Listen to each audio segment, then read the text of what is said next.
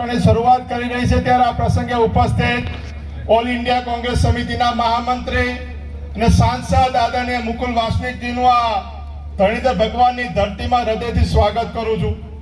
આ પ્રસંગે ઉપસ્થિત ગુજરાત કોંગ્રેસના પ્રદેશ પ્રમુખ અમિતભાઈ ચાવડા, વિરોધ પક્ષના નેતા તુષારભાઈ ચૌધરી, સુભાષનીબેન યાદવ, શ્રીનિવાસજી, આપણા સાંસદ આદરણીય જ્ઞાનીબેન, મંચ પર બિરાજમાન કોંગ્રેસ પાર્ટીના આપણા સૌથી આપણા લાડલા ધારાસભ્ય વડગામના કાર્યકારી પ્રમુખ જિગ્નેશભાઈ મેવાણી, તેમજ મંચ પર તમામ લોકોના નામ લઈ શકાય પણ સમયમાં ખૂબ મોડું થયું છે। મંચ પર બિરાજમાન કોંગ્રેસ પાર્ટીના ગુજરાતના, બનાસકાંઠાના, વાવ થરાદના સૌ સિનિયર આગેવાનો અને જેના જન આક્રોશ, જેની વેદના છે એ સમગ્ર વિસ્તારમાંથી વાવ વિધાનસભાના ગામડે ગામડેથી આવેલા હજારો ખેડૂતો ભાઈઓ બહેનો, આપ સૌને મારા રામ રામ કહું છું।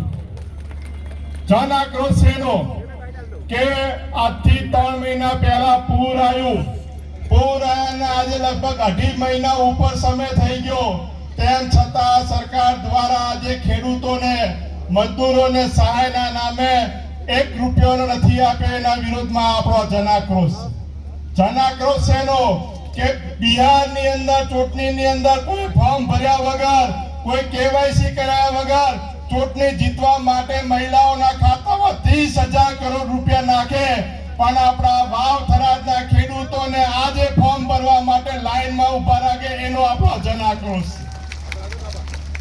આજે મને એક મિત્ર મળ્યા અને કીધું આજે કેવો સમય આવી ગયો, વિદ્યાર્થીઓ શિક્ષકોને શોધે છે સ્કૂલમાં, શિક્ષકો મતદારોને શોધે છે ગામમાં, અને આજના મતદારો પોતાના મા બાપને શોધે છે મતદાર યાદીમાં। આવી સ્થિતિ આ ગુજરાતમાં, દેશમાં ભાજપની સરકારે કરી છે, એની સામે આજનો જન આક્રોશ।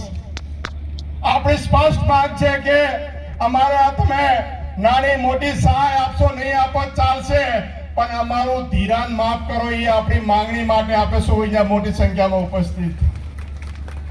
આજે ખેતરમાં મજૂર કરતો ભાગ્યાને શું આપ્યું આ સરકારે? જો પંજાબમાં જો આપી શકતા હોય, આંધ્રમાં આપી શકતા હોય, કર્ણાટકમાં આપી શકતા હોય, મહારાષ્ટ્રમાં આપી શકતા હોય, તો 30 વર્ષથી જે સરકાર છે હવે તો ડબલ એન્જિને થઈ ગયું, ટ્રિપલ એન્જિને થઈ ગયું, બધા એન્જિન ફેલ થઈ ગયા, તો આ ગુજરાતના ખેડૂતોની હાલત નથી આ લોકો અમે કરી શકતા।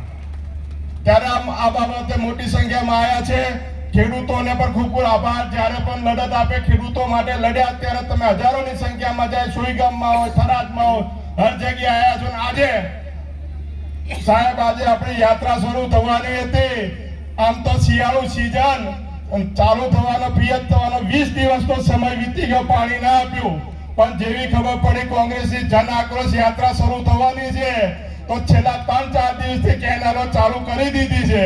જો કરવી હોય તો એમને ખબર નથી રાયડું ક્યારે પાવાનું હોય, આ ખેડૂતોની સરકાર હોય તો ખબર પડે ક્યારે પાણી આપવું પડે।